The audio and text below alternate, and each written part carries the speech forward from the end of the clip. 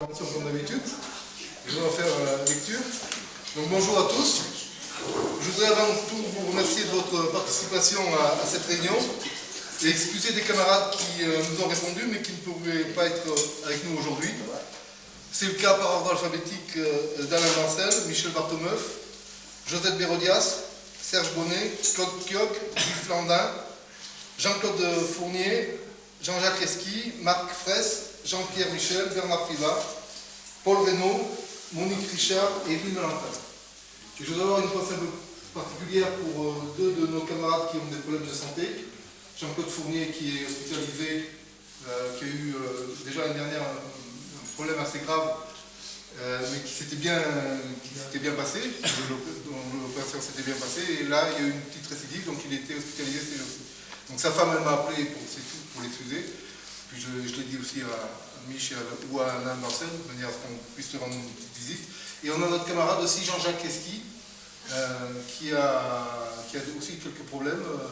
Il a perdu 15 kilos, là, il est sur Lyon. Et vous savez, il avait un problème de cœur. Et je crois qu'il y a un problème avec notamment la prise de médicaments, ça a tout dérégulé. Enfin, après, je ne suis pas médecin, mais voilà, donc on leur enverra un petit SMS, on leur dira qu'on pense bien à eux. Voilà. Donc les objectifs de cette initiative, qui se veut avant tout conviviale, sont divers. Nous souhaitons d'abord qu'elle permette de se retrouver entre camarades syndiqués, au moins une fois par an, de faire le point sur notre activité, notre vie syndicale, débattre avec vous pour prendre en compte vos remarques, vos avis, vos suggestions.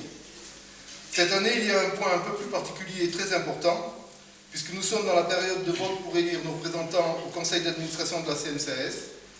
Cela nous permettra de vous sensibiliser sur ce vote, surtout de faire en sorte que vous n'oubliez pas de voter si vous ne l'avez pas fait, et également que vous puissiez, vous aussi, être des vecteurs pour rappeler l'importance du vote CGT au gré des rencontres que vous pourriez avoir avec d'autres collègues retraités.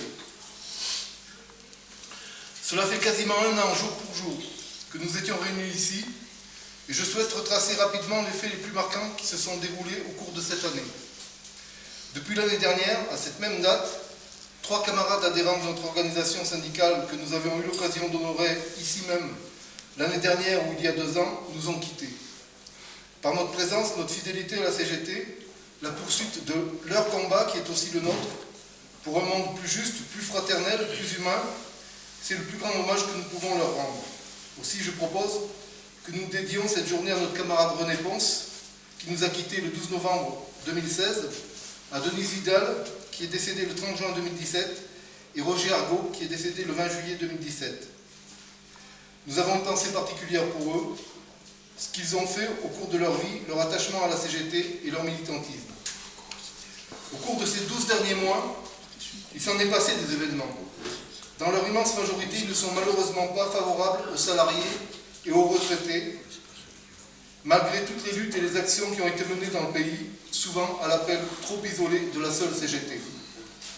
L'année dernière, dans la même période, nous étions tous un peu abasourdis de l'état du monde, des attentats qui, pour des motivations relevant de l'obscurantisme, fauchent des innocents, ayant comme seule faute et responsabilité de se trouver au mauvais endroit, au mauvais moment.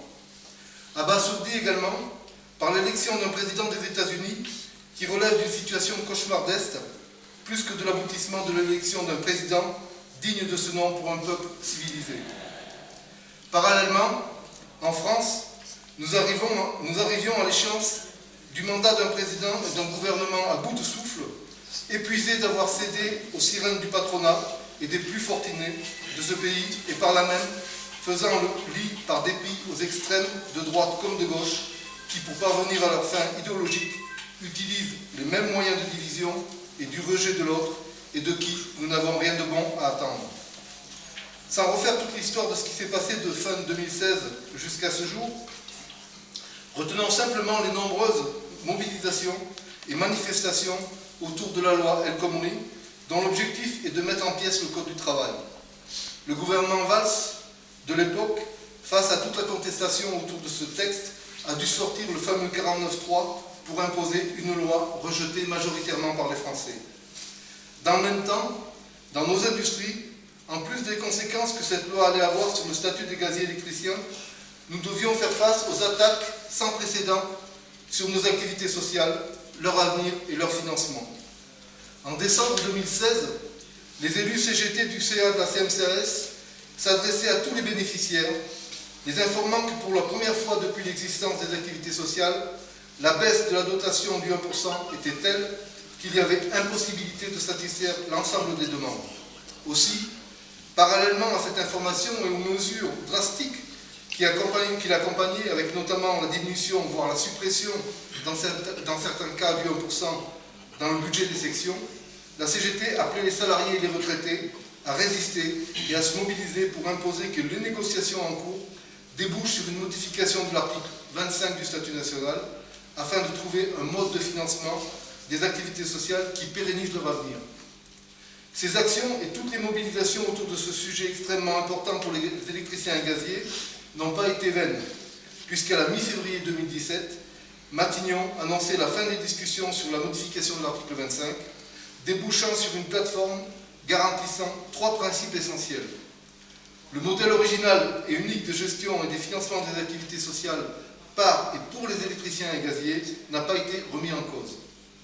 La gestion reste de la seule responsabilité des fédérations syndicales et du nouveau mode de financement affirme le principe de financement assis sur l'activité et la création de richesses.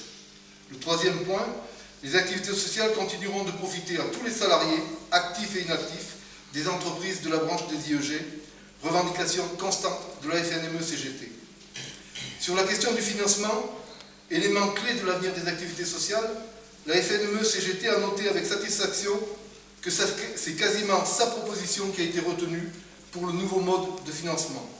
Ce dispositif est stable et pérenne dans le temps et de nature à assurer l'avenir des activités sociales tout en donnant de la lisibilité pour la gestion.